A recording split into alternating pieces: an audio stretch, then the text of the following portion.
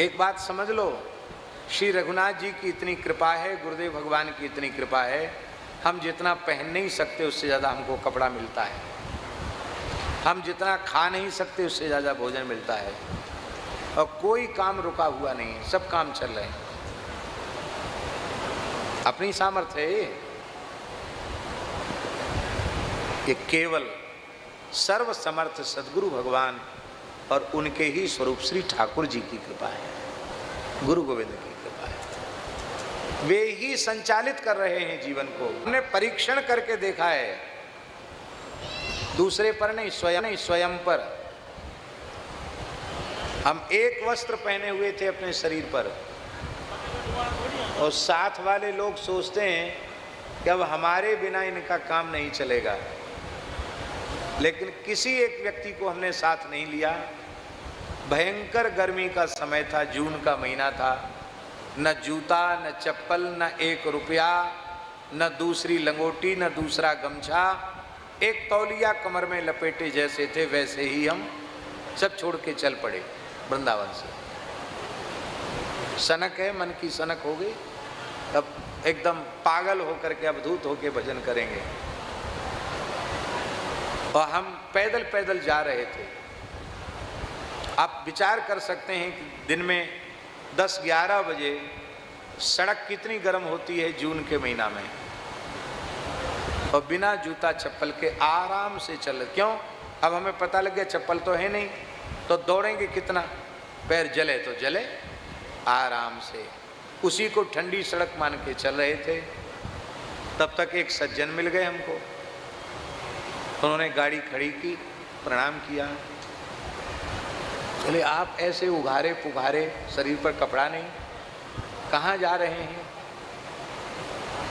वो भक्त थे बेचारे, प्रेमी, राजस्थान के थे, खंडेला के, दिल्ली रहते थे, खंडेला के दिल्ली रहते। तो महाराज जी आप कहाँ जा रहे हैं? अब हम उनको क्या बोलते हैं, हम कहीं हम तो जा रहे हैं, हम थोड़ी फकीरी का रंग ज़्यादा तेज हो गया है, जा रहे हैं। उनसे कुछ नहीं कहा मैंने, तो अब हम एकाएक मुंह से क्या बोलें? तो हमने उनको कहा हम बनारस जा रहे हैं। क्या कहा हमने? बनारस जा रहे हैं। बोले बनारस पैदल पैदल? मैंने कहा ऐसे ही जाएंगे। तो उन्होंने कहा महाराज जी आप मेरी गाड़ी में बैठिए, आपको दिल्ली से हम बनारस भेज देंगे। तो हमारे मन में भी आया कि वृंदावन से भी बहुत दूर तो गए नहीं हैं, छठीकरा रोड पर चल रहे हैं, दिल्ली रोड की तरफ, और कोई ना कोई भाग दौड़ के पकड़ लेगा तो हम अपने भागने में सफल नहीं होंगे। मैंने कहा चलो भगवान ने व्यवस्था भेजी गाड़ी की, चलो। बैठ गए गाड़ी में, दिल्ली पहुँचे। वो अपने घर पर ले गए और बढ़िया अचला, लंगोटी का कपड़ा, गमछा, कंबल, सब सामान जो हम सब छोड़ के आए थे वो सब ले आए, और बढ़िया चप्पल भी ले आए, कपड़े का बिना फीता वाला जूता भी ले आए। हे भगवान हम तो छोड़ के आए, भगवान ने फिर यहाँ व्यवस्था कर दी। फिर हमने कहा टिकट बनवाइए हमारा। आप कहते टिकट बनवाएंगे, तो टिकट बनवाइए। बोले हाँ हम जरूर टिकट बनवाएंगे, अब टिकट मिल जाएगा कन्फर्म टिकट तब ना आपको भेजेंगे। तो कितने दिन में मिलेगा? तो हम प्रयास में हैं जल्दी से जल्दी टिकट मिल जाए। तो बोले महाराज जी आप कुछ सत्संग घर में कीजिए। मैंने कहा ठीक है। तो करमेती बाई का चरित्र उनके यहाँ होने लग गया, क्योंकि वो खंडेला के, तो करमेती बाई की चर्चा की, करमेती बाई का चरित्र होने लग गया। 3 दिन हुई कथा। हम उनको रोज कहें कि तुमने अच्छा हमको अटका लिया, हम तो बनारस जाने वाले थे और आपने हमको यहाँ अटका लिया, टिकट भी नहीं दे रहे हो। बोले ले महाराज टिकट। टिकट उन्होंने दिया, वो हवाई जहाज का टिकट था।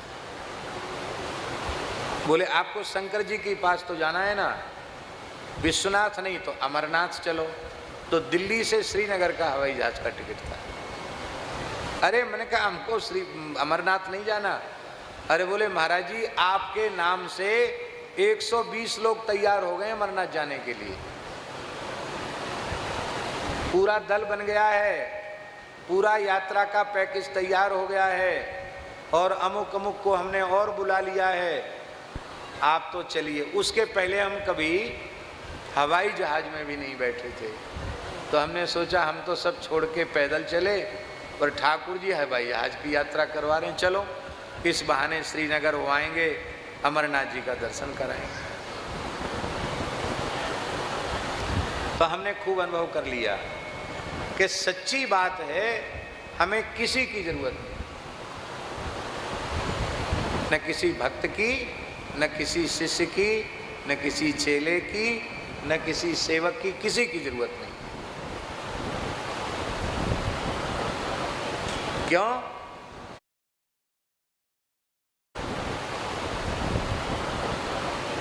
क्यों?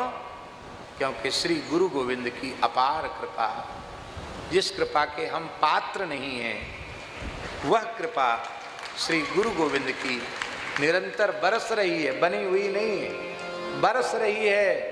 उस कृपा में हम लोग सराबोर हो रहे हैं, इसलिए किसी की आवश्यकता नहीं।